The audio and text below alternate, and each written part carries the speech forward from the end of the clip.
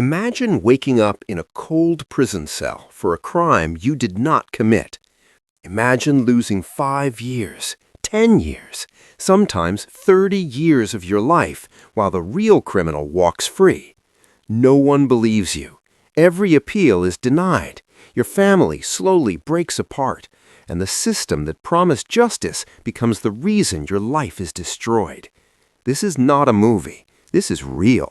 And today on The Silent Truth, we are talking about wrongful convictions and justice system failures that changed innocent lives forever. Before we go deeper, take 1 second to like this video and subscribe to The Silent Truth. When you support this channel, you help us bring more real stories that many people are afraid to talk about. In America, the justice system is supposed to protect the innocent and punish the guilty. But what happens when it gets it wrong? Over the past decades, hundreds of people have been proven innocent through DNA testing. Many of them were sitting on death row. Think about that. Some were only days away from execution. If new evidence had not appeared, they would have died as criminals in the eyes of the law, even though they were completely innocent.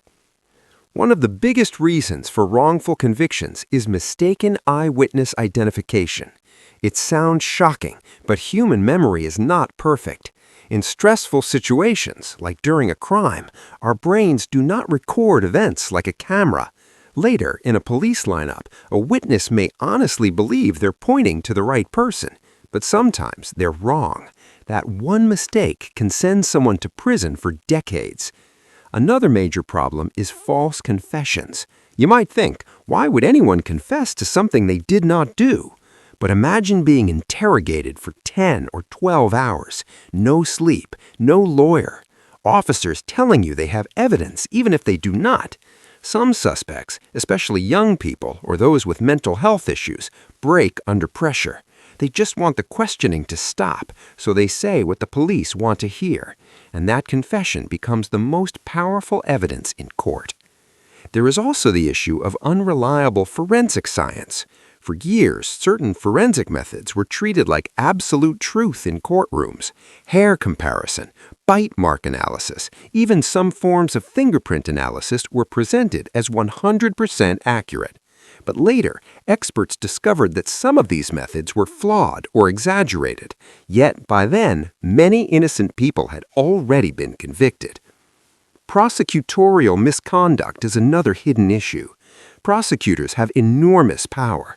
In some cases, they have failed to share evidence that could prove a defendant's innocence. This is called withholding exculpatory evidence. When that happens, the defense cannot fully fight back, and the jury never hears the full story.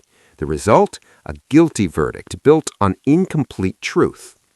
Race and poverty also play a painful role. Studies have shown that people of color are more likely to be wrongfully convicted, especially in cases involving white victims.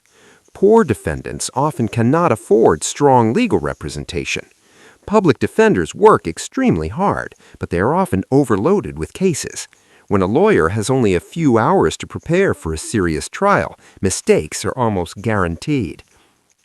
Now imagine spending 20 years in prison for a crime you did not commit. You miss birthdays. You miss your parents' funerals. Your children grow up without you. Technology changes. The world moves on. And then, one day, DNA proves you're innocent. The court finally says you are free. But how do you rebuild a life that was stolen? Some exonerees receive financial compensation. Others receive nothing. Many struggle with trauma, depression, and anger. They walk out of prison with no job, no savings, and sometimes no home. Freedom feels strange after years behind bars. And even though they're innocent, society does not always welcome them back with open arms.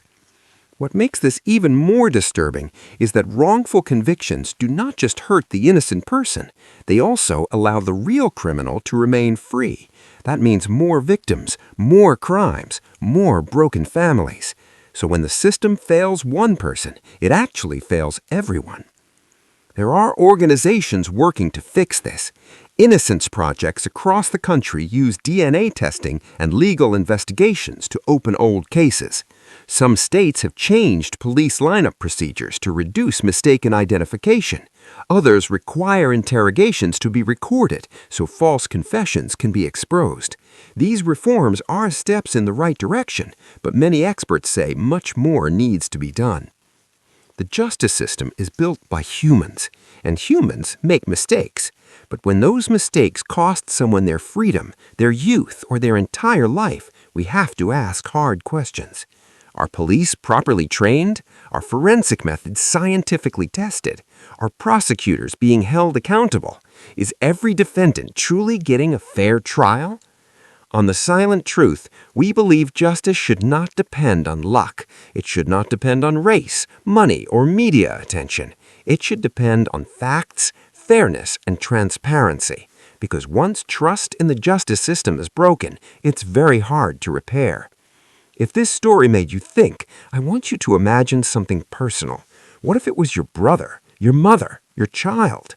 What if someone you loved was sitting in prison right now, innocent, hoping that one day someone would listen? Justice is not just a legal word. It's human. It affects real lives, real families, and real futures. As we end this video, I want to hear from you. Do you think the justice system is fair?